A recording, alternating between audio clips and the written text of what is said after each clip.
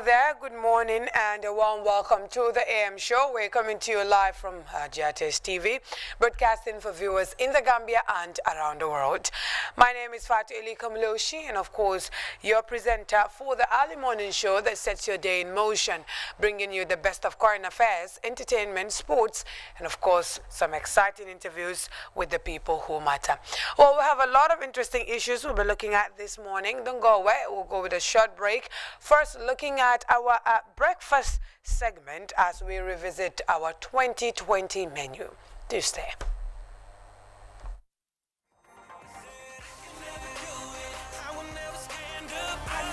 Welcome to the breakfast segment. Milton, coming to you on GRTS. I am yourself, Chef Osman Mane. I'll be doing for you today an omelette stir fry. Sounds weird, but you'll fall in love with it once it is ready. Now I have my ingredients are here: eggs, tomato, chili. Of course, I like chili, so whenever I'm cooking, I add chili into my cooking. This is sweet pepper, spring onion, and of course, I will need an onion.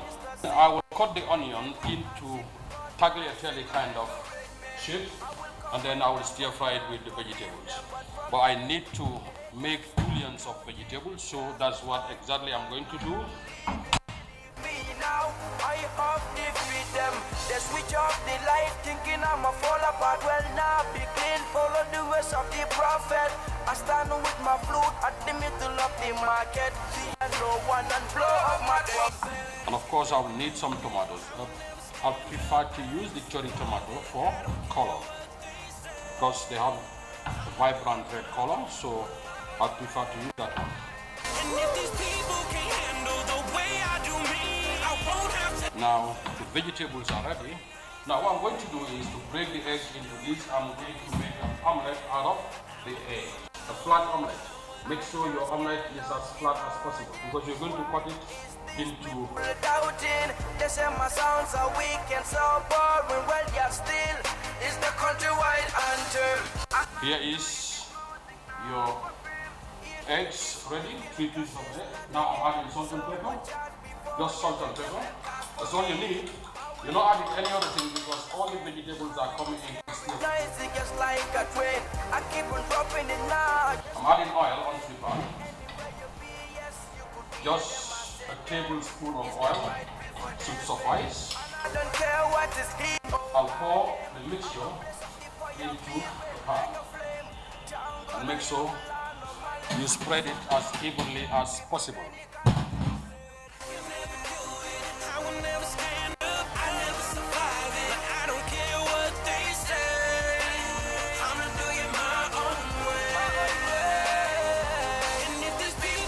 Slice it. Yes, it is cooked perfect as I would like it. Now what I'm going to do is put it on the chopping board. That's your omelette. Look how beautiful it is. Now I'm going to add margarine onto my pan, just enough to do the magic. Now what you're going to do is fold this like that and then slice it into like juliennes or tagliatelle shape. It's really long. Okay. Now what I'm going to do is to throw in the onions into the frying pan. I'm going to add some chilies because I love my food hot. But chili is preferred. If you don't want it, please don't add it into your cooking. I like it very hot, so for me I don't mind. In fact, when I'm cooking for people, I don't add chili because I don't know when it is enough for them. So I'll prefer to give them a chili sauce, let them make up for themselves. Okay? Now, I guess at this point the onions are soft enough, so I'm going to add the rest of the ingredients. Mind you, you can add any other ingredients that you can saute. If you have mushroom, you can add it onto it. Goes well with it. At this point, what I'm going to do, I'm going to add some salt and pepper onto this. This is milk in them, so we should be ready with it.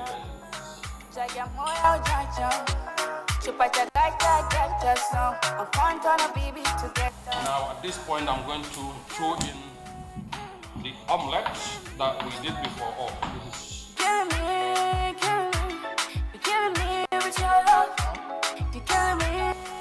I'm going to add my cherry tomatoes and I'm putting a little bit of liquid, just a little bit,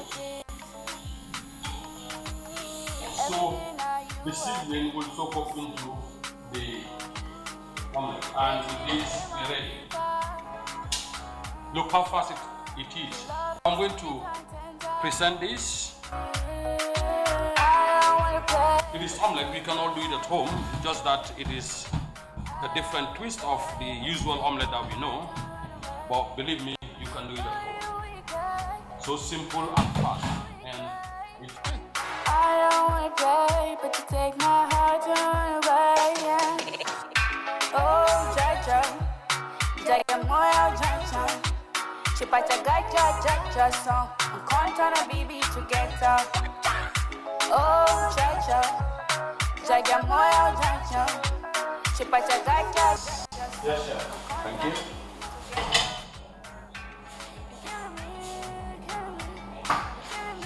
You actually can serve it with senfour, but again, I know most Gambian like tapalapa, especially the drames that I know, because it is more filling. Here you go, meals and 10, ready within 10 minutes. That's your meal. Back.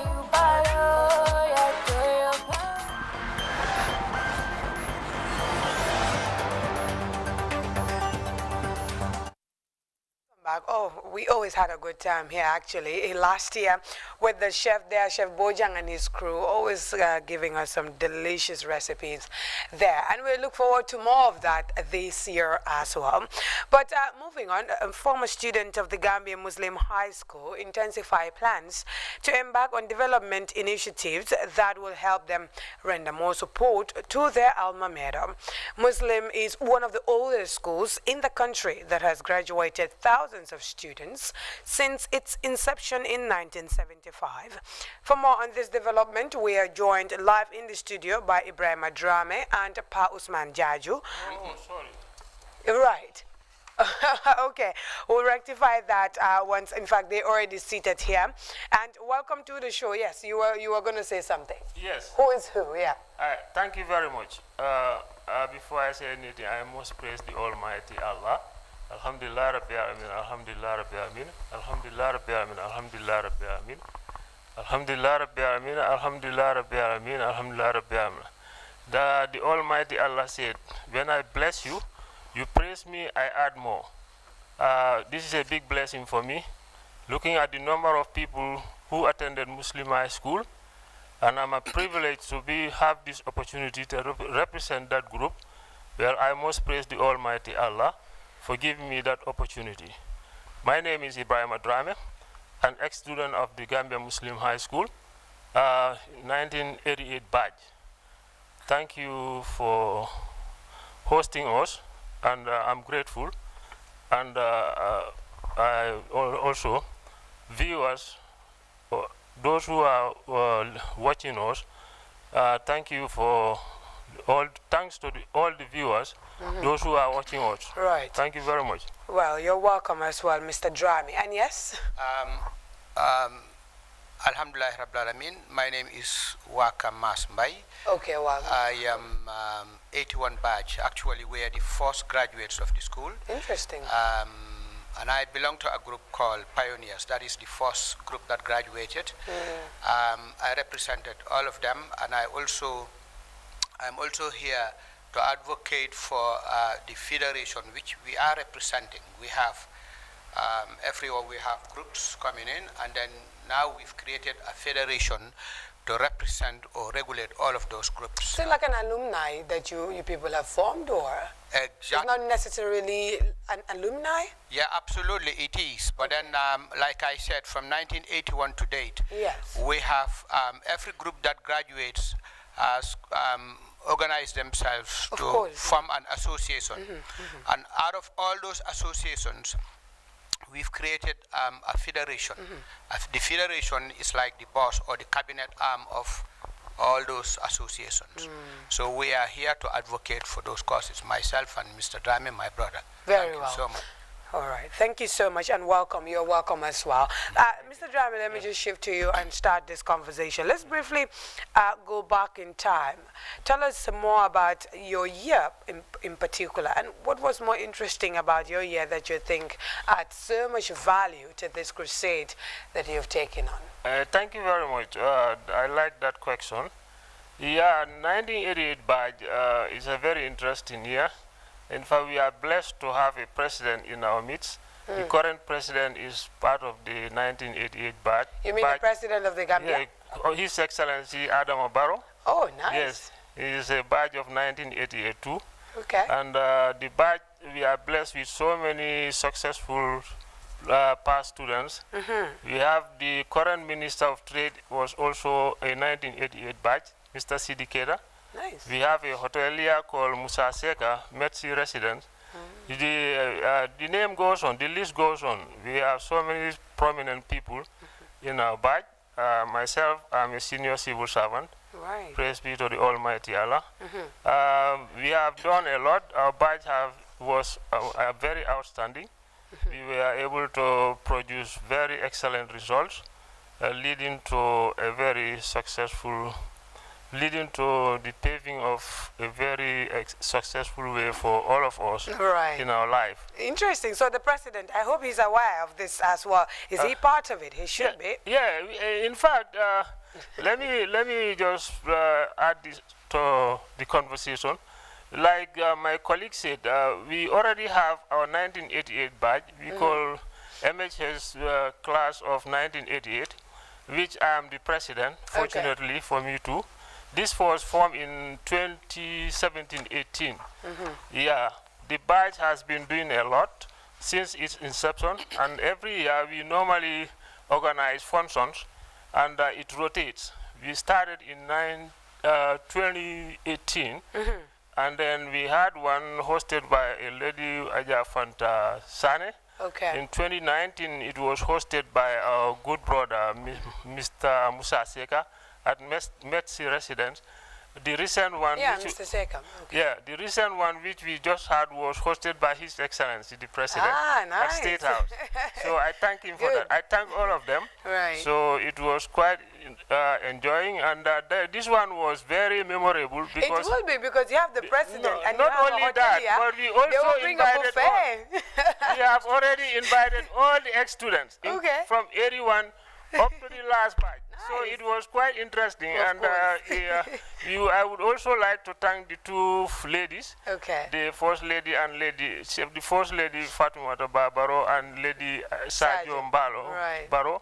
They did very well. They made the program very lively, and it was quite entertaining too. Very well. That one I must sincerely thank them. Okay. For an excellent job. Very well. It's good to know that you've started something, and I think it's necessary for every school. In fact, not only that, if I may come in again, the past COVID 2019, my association did wonders. Yeah. They reached to so many needed, both rural and urban. Okay, we'll come back to the activities. We'll come back to the activities. Let me just shift to Waka to just kind of also give me, reflect on the kind of people we have in your association as well, and tell us more about the initiative of forming ex-students association. Why the need in the first place? Yes, let me start with my badge. In 1981, we had the best results in the whole country. Oh, wow. That was the first class that was presented for O-levels at the time. At the time. Even though we had challenges, we found some schools here, but then we came out first and the best. Okay. Since then, we've also created an association. like I said, called the Pioneers, and in it we have outstanding personalities in them. Not only in the Gambia, but even abroad, they have been doing extremely well there. One of our guys in the UK is a very notable lawyer called Bara Jany. He is a very, very outstanding lawyer, I mean, within our midst, and so on and so on. But then going back to the point, we've created these associations just for one purpose, and we have similarities in all of those organizations. The similarities are one objective, that is to help the school. Of course. That is core. Every month, each of us would contribute something, put it in the account, and all those monies are only geared towards helping Muslim high school or Muslim senior secondary school and its students. Very good. So, like I said, we've created a federation that will be An supervising. umbrella body. Absolutely, that is the umbrella body of all organizations. Right. And in it, we are urging all ex-students of the school to present 5 people from each of their associations.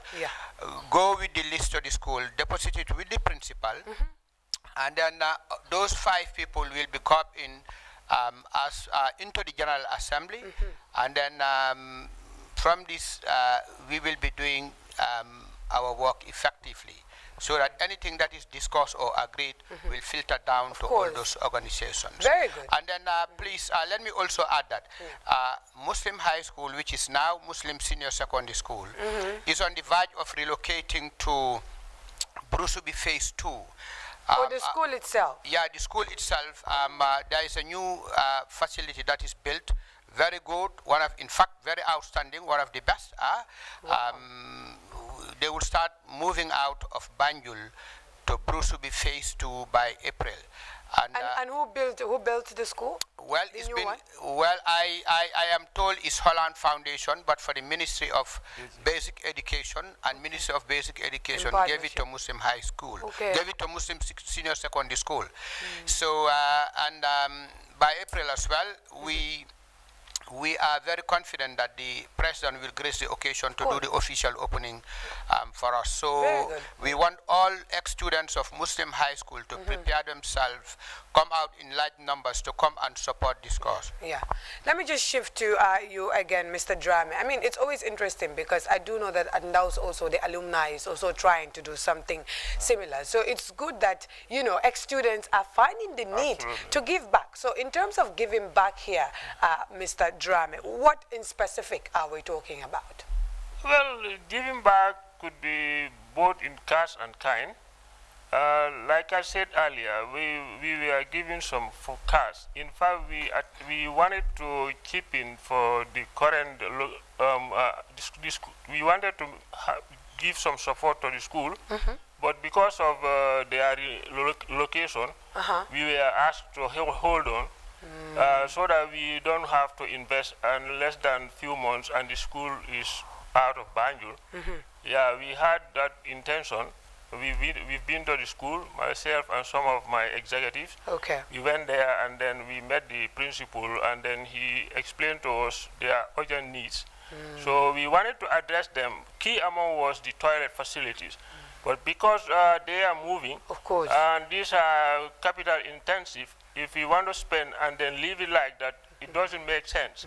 So that's why we hold on to that until such a time when they move to Brusubi, then we can start seeing how to help them, both in cash or kind. Because this is a school that that made us what we are today. So spending and trying to help our brothers, sisters, and our grandkids is something that will be commendable if we happen to do so. And that we are still on, and we will never relent. We'll make sure that we see to it that Muslim high school stand #1 in the Gambia. And so you mentioned that at association level, you've also been conducting other activities outside the school. What about that was the COVID. During the COVID, I was away then. I was out since January. I came just December. Yeah, but my VP and the executive, including all the members, have done a tremendous job. I must applaud them for that. I must really recommend. What did they do actually? They went all corners of the country, helping the needy, giving them cash for them to help themselves during the COVID. Even some of our mates who are not working, we have extended this assistance to them, which they also appreciated very well. Very well. So in that area, they did very well, and they went up to beyond Farafenye. Nice. Yeah, the support, and there was one madrasa, I think also the support has been extended to that one also, and they really appreciate it. So, and we have a lot more to do. We still have more to do. Yes, of course.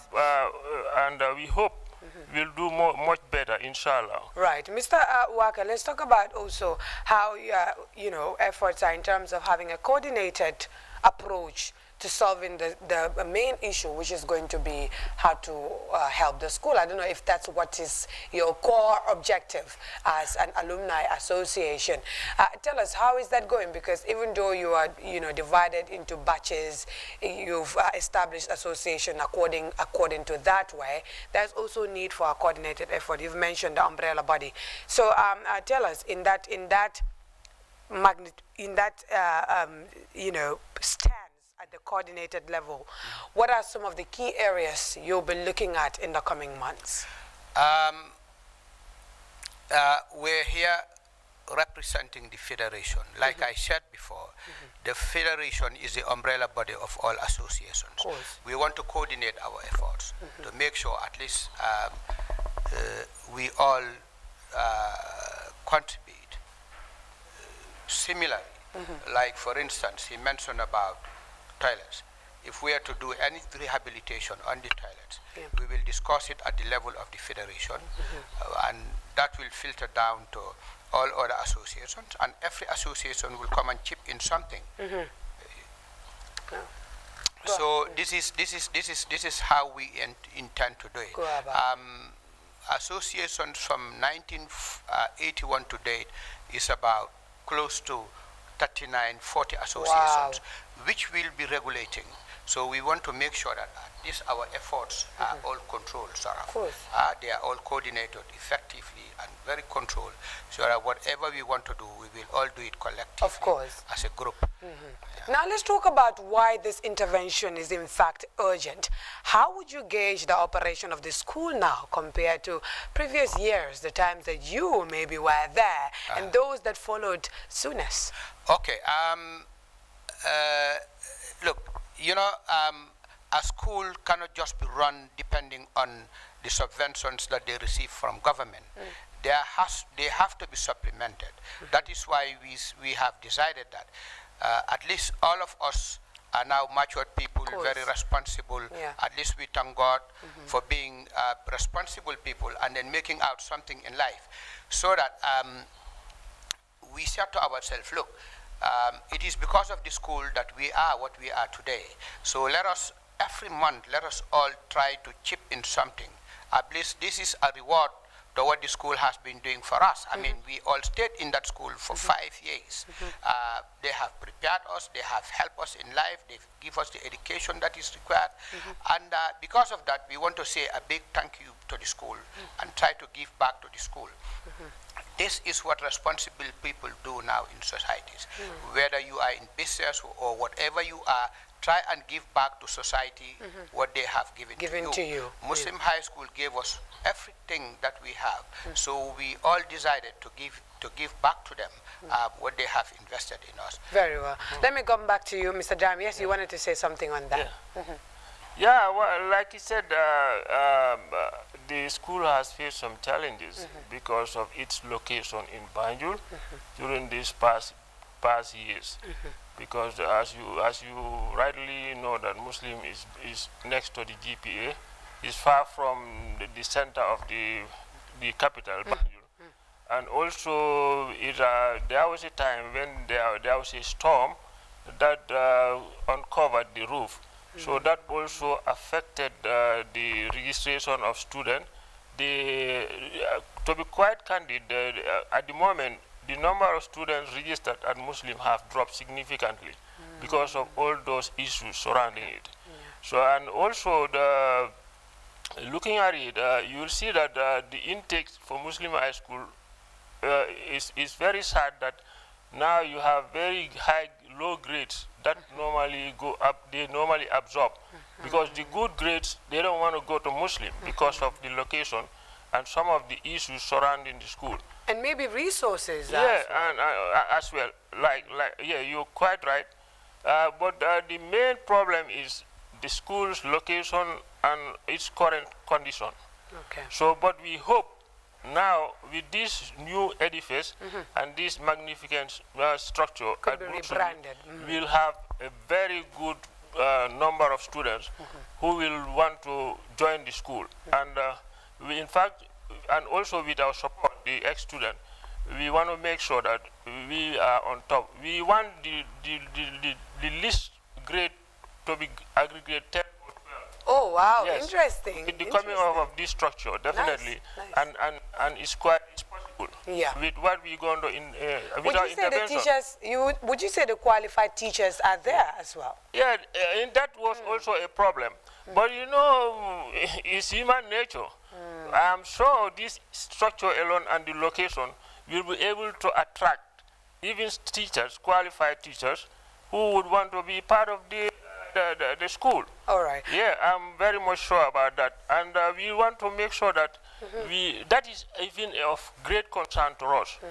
Having the structure alone is not it.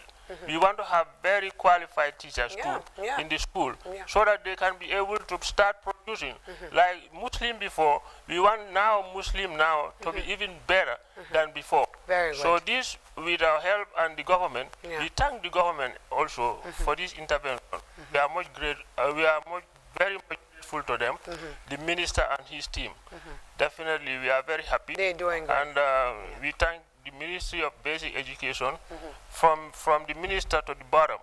We appreciate this gesture, and we thank them very well. Very well. I mean, the first thing to solving the problem is identifying it and acknowledging that it does exist. So the fact that you know exactly what the issues are kind of paves the way into the solutions you want to bring. Yeah. But let me just come to you, Waka, just to wrap it up. Since we're running out of time, tell us what would be your message, especially to students, the former students and current students of Muslim.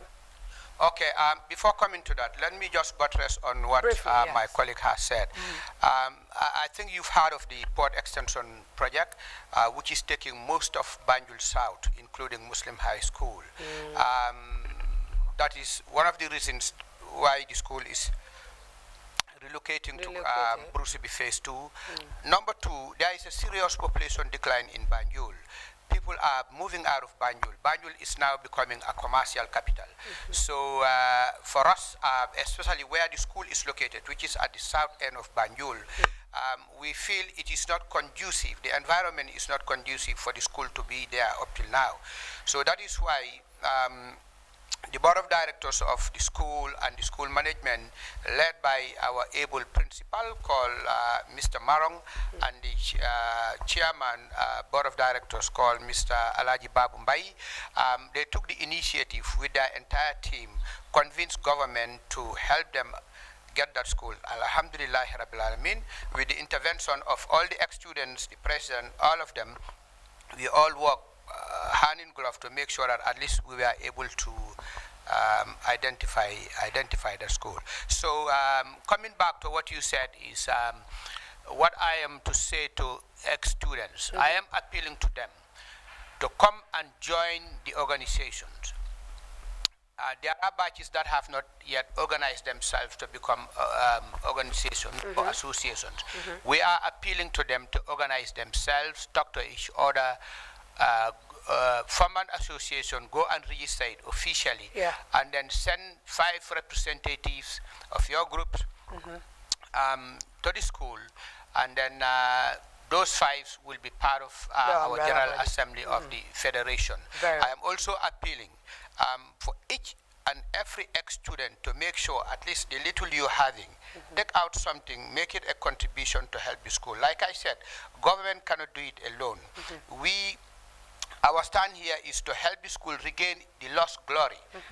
The school was very glorious in 1981. Like I said, we had the best results in 1981, and we want to return the school back to those old days. Very well. Financially, we will be chipping in, and morally, we'll be encouraging the school to make sure we attract one of the best teachers. This is all geared towards helping the school regain its glory. Very well.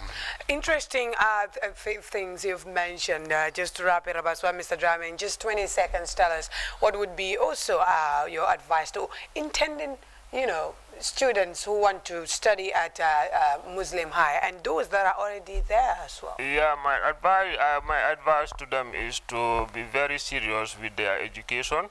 Education now is the key, so nobody cannot exist without a very good education, and students need to focus on their education now, so that they can be what they want to be in future. Very well. Muslim High School, we are blessed. Definitely, we have very prominent people among us. You have the Q Group, Mohammed Jah. You have Afrimed, Dr. Jan. You have Sarab, Nice. You have very Idi Job. We are, Alhamdulillah, we have Esafar of the TRRC. Nice. We have a lot of prominent people among the past students. Definitely, we thank Allah for that. And and the president too, I must commend him for. He has been very instrumental in the relocation of the school. Very well. Because I am aware, I worked with him at the office of the president before, and I know the steps he has been taking to make sure that the school is out of this situation. I would like to thank him too for that. Very well. Thank you so much. We've run completely out of time. You wanted to say something, Mr. Waka? I just give you 2 seconds. 2 seconds, yes. Muslim High School is not only the English section. It has an English section and a madrasa section. So talking about the successful people, I think we only talked about the English section. But at the madrasa section, the deputy vice chancellor of the school, one Dr. Jah, is a product of Muslim High School. Oh, nice. And currently we have an outstanding lecturer at the University of the Gambia, Faculty of Law, lecturing Sharia law. Oh, nice. Yeah, he came from the Dara. He's called Mr. Mbai Saho, who is also a very effective member of this group. Very good. It's good that we're talking about all the, unfortunately, we can't dedicate the entire hour to this, but I'm sure we'll have some other time to discuss further steps you've taken to help the school, like you mentioned, to regain its lost glory. But thank you so much, Mr. Waka, and Mr. Drame.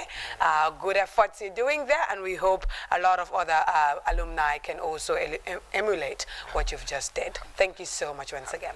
We're grateful. Very well. Thank you so much. We'll go with a short break, and when we come back, the AM show continues right after. Do stay with us.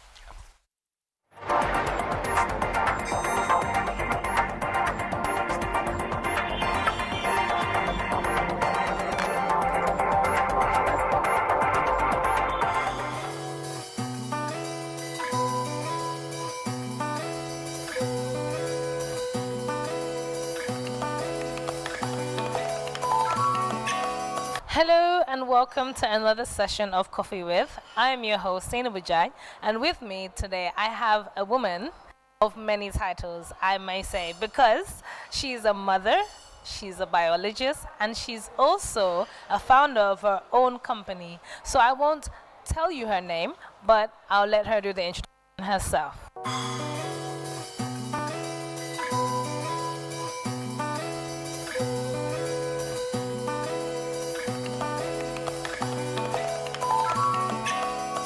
Please tell Coffee With your full name. My full name is Olimata Damel Fall. Tell Coffee With who was Oli Damel Fall before she became a biologist and a mother and a founder of her own company. And I would be very happy to tell people who I am. My name is Olimata Damel Fall, and I am from Latakunda, German. I went to school at Mrs. Ndao from nursery all the way to year 12. And there I went to England. So when I went to England, I initially studied electrical engineering, and then I did human biology. And after that, I came back to the Gambia. So when I came back to the Gambia, I worked as an intern at the Medical Research Council and for 6 months. And then from there, I was a trainee sign language interpreter at the Gambia Federation for the Deaf and Hard of Hearing. And I was there again for 6 months. Then I job at Standard Chartered Bank as the Corporate Affairs Brand and Marketing Officer. So that seems like a line of, different qualities and careers. That's very interesting, I may say. Do tell us, what was it like growing up as a young Olifal from Latrikunda, German? My childhood was, I would say, great and excellent. I come from a family and I grew up very happy. I grew up in an excellent family where I had my cousins, my aunties, my uncles. We all lived together. We lived basically opposite the mosque. So there was a big pincher where we had all the kids would come and then we play. So my childhood in Latrikunda was one of the best. And I grew up in a home, or in a house, in a family where we give out a lot. So for me, being involved in a lot of things, we would get into that at some point. It's because of the background I had. I grew up in a family where giving out was the norm. I grew up in a family where welcoming people into our home was a norm. And I grew up in a family with so much love and care. But we would like to know if you was a young, stubborn, or was you quiet? What kind of child was you growing up? I was very energetic as a child. I was involved in everything. And my immediate sister was very quiet. My family in general, my siblings are very quiet. They're not as outgoing as I am. But everybody says I take from my dad and my granddad. So I am the one that the whole neighborhood know. I am the one that would go to every household in the neighborhood, and I was the one that would play with basically every kid in the neighborhood. So yes, I am energetic, I am stubborn, and I am very outgoing. Okay. Yes. That's really interesting, and it's quite intriguing to find out that about you.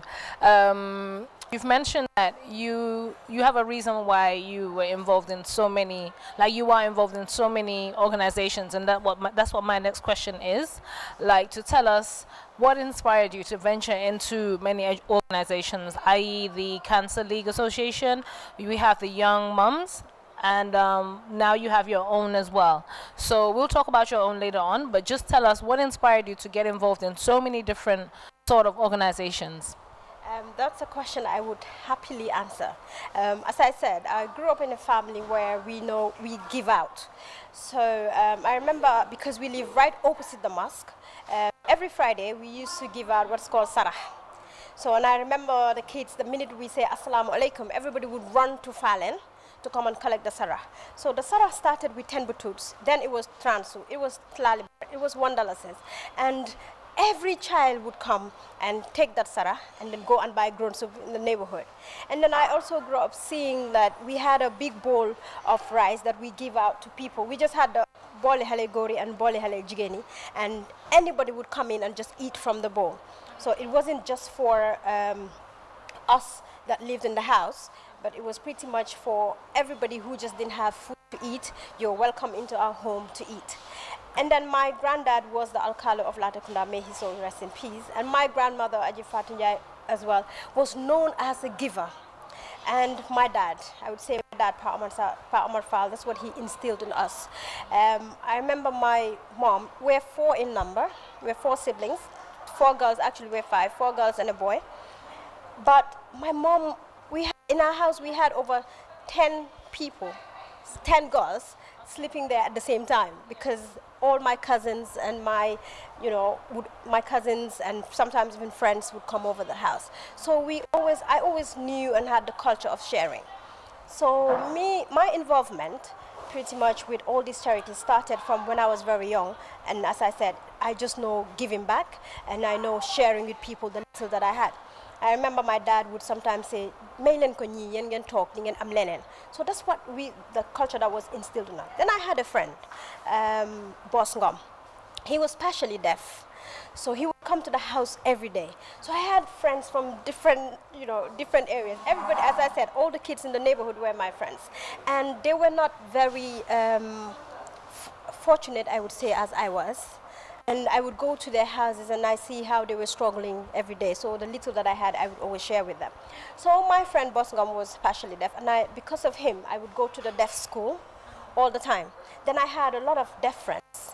And then I just got so much interested in their, pretty much, I'll say, welfare or what they were up to. And then I learned a bit of sign language. Yes.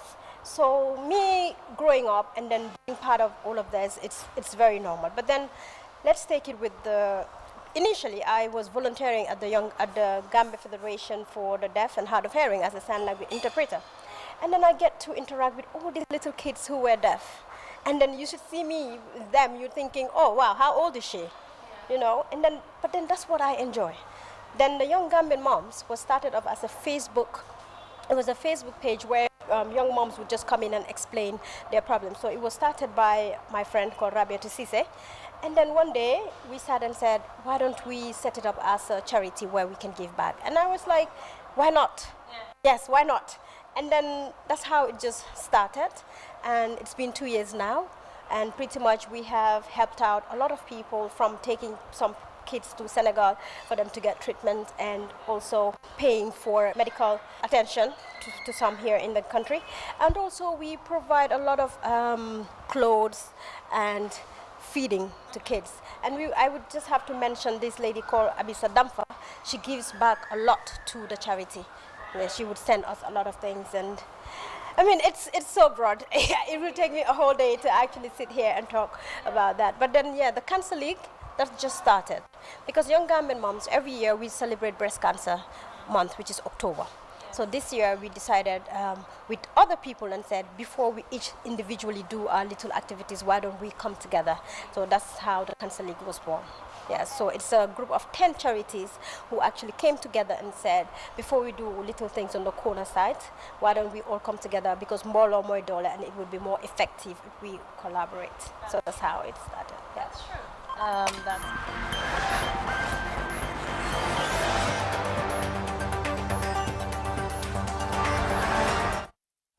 Welcome back to the AM show. That was Seinabu Jan there talking to Olifral, and we hope we can, of course, bring you the full broadcast of that particular episode in the subsequent programs.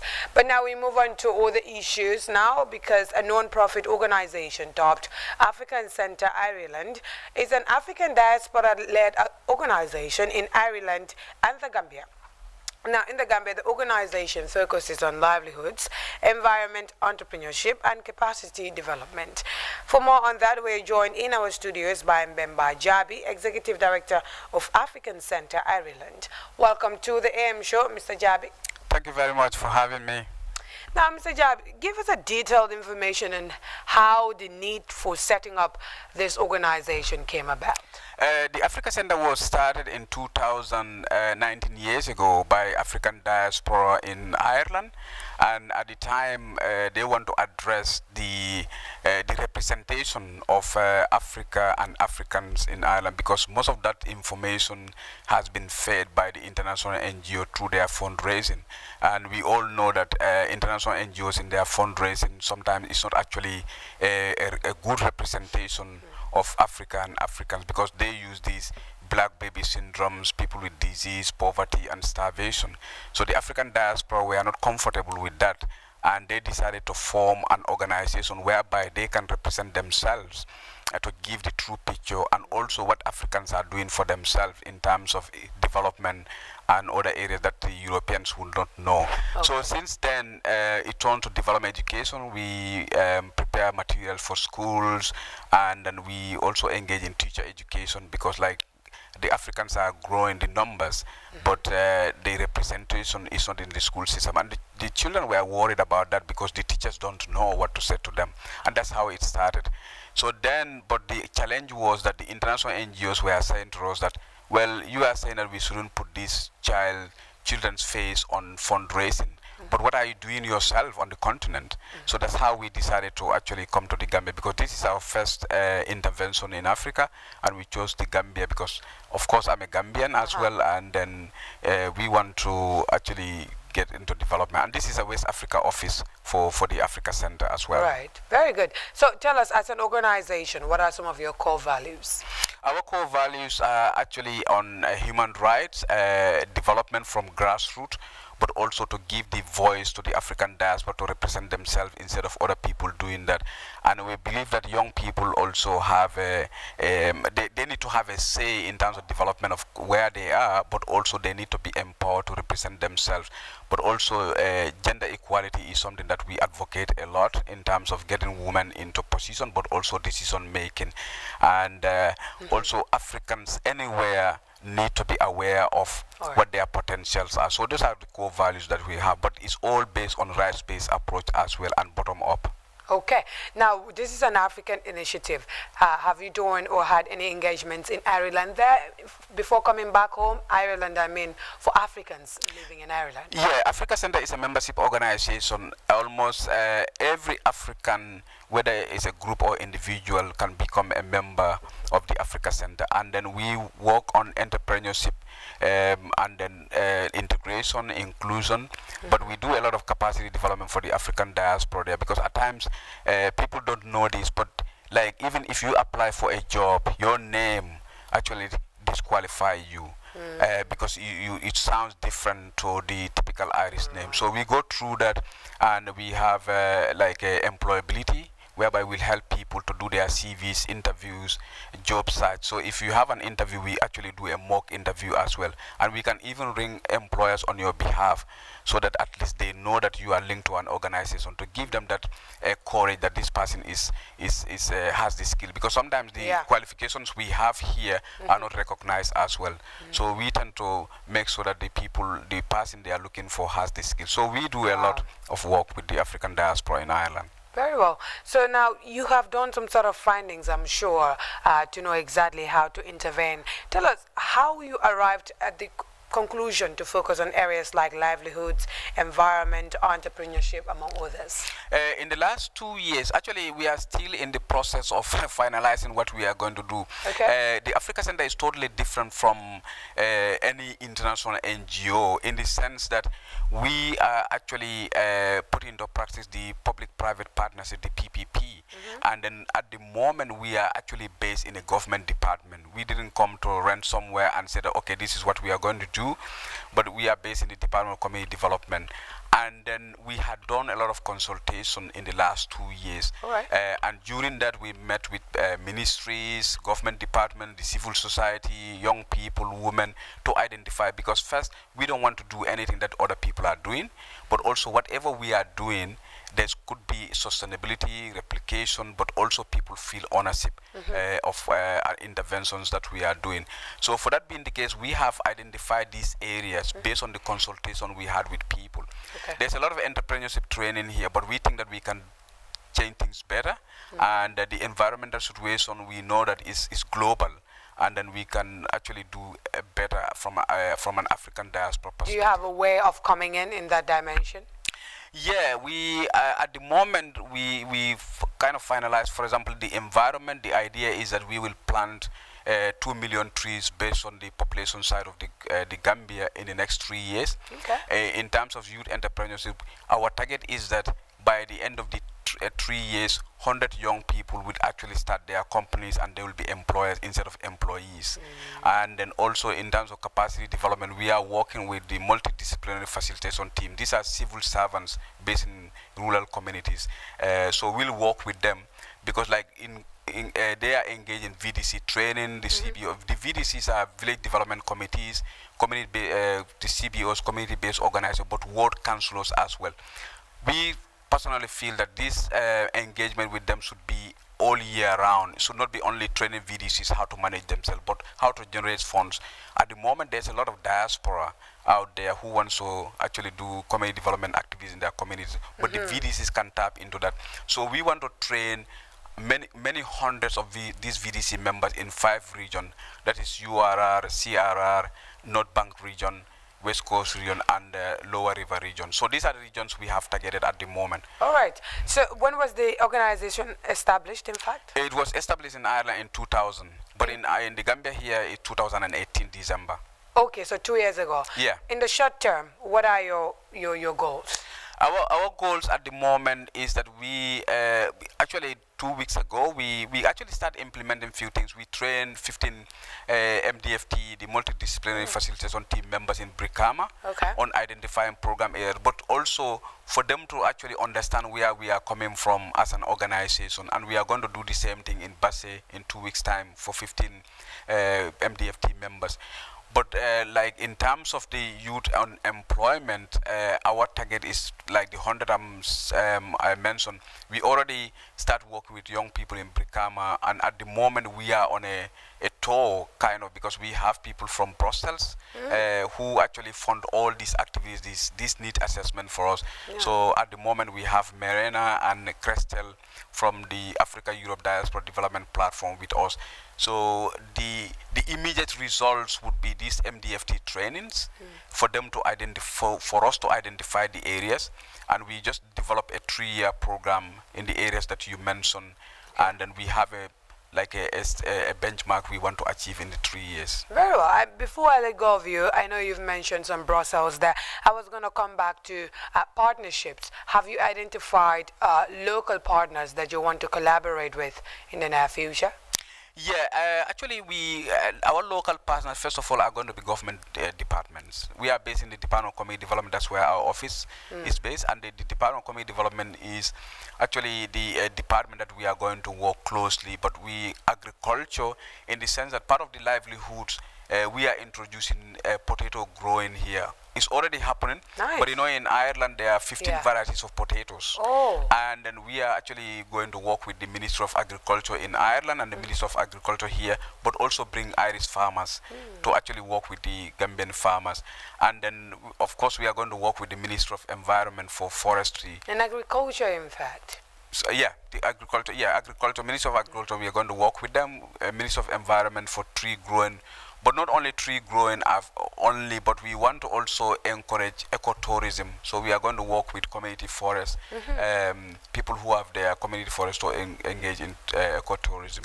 Very well. Mr. Mbemba, quite interesting initiatives you have coming up there. We'll keep an eye on those, but thank you so much for passing by the AM show. Anything you want to add before we let go? Thank you very much for having me. And then I think we have a website, africacenter.ie, but also we have a Facebook page dedicated for the Gambia program as well. And we encourage young people to actually inform us, because we don't want to do anything that doesn't necessarily address the needs of the young people. Thank you very much for having me. Thank you so much, and in fact it was a pleasure. We'll go with a short break, and when we come back we have some French segment to look at this day.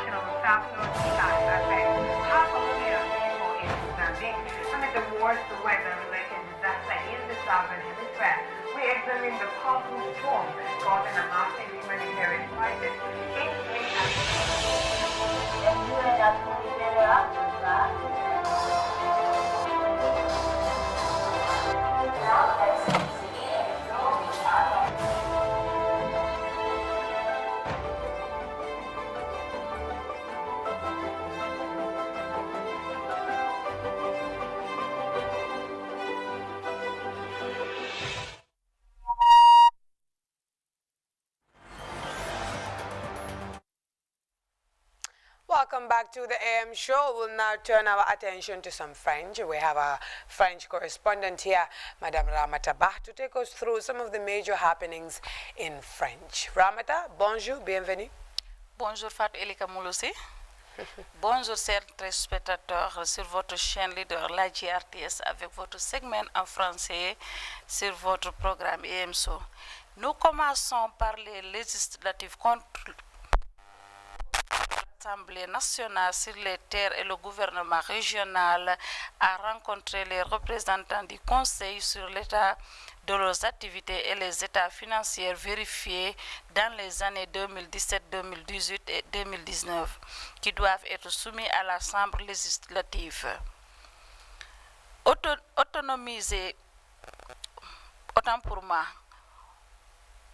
Auditionnés par le PDG des conseils des membres du comité se sont déclarés satisfaits du niveau de réussite des conseils pour avoir respecté leurs accords de réduction et de l'arrière des comptes non audités par le Bureau national d'audit de la Gambie. Nous poursuivons sur l'ambassadeur américain Richard Pascal a fait un appel au directeur général de GRTS Abdou M.K. Touré. L'ambassadeur Pascal était à la télévision nationale pour exprimer la profonde gratitude de son ambassade au GRTS et pour la couverture réussite des élections présidentielles américaines. La rencontre a été caractérisée par la remise d'un certificat d'adhésivement à Fatmata Sissé de GRTS qui, avec 3 autres journalistes, ont participé à la couverture virtuelle de l'élection. Enfin, nous terminons avec, dans le cadre des efforts visant à améliorer le bien-être et la protection des enfants contre la pratique traditionnelle NFX. Les responsables des enfants financent la Gambie avec d'autres parties prenantes pour valider le plan de plaidoyer de l'organisation pour le pays. L'objectif est de protéger les enfants des pratiques traditionnelles néfastes telles que le mariage des enfants et d'assurer l'application de la politique interdisant le mariage des enfants. Merci, c'était tout pour votre segment en français. Merci beaucoup, Ramata. À la semaine prochaine. Merci. Very well. This was all we had time for on the AM show today. My name is Fatu Eli Kamaloshi. Special thanks to our producer there and director Famara Baji as well, and our camera operator here, Sambu. Special thanks to our technicians as well. And until we come your way again on Saturday for another AM show, enjoy the rest of our programs. Bye for now.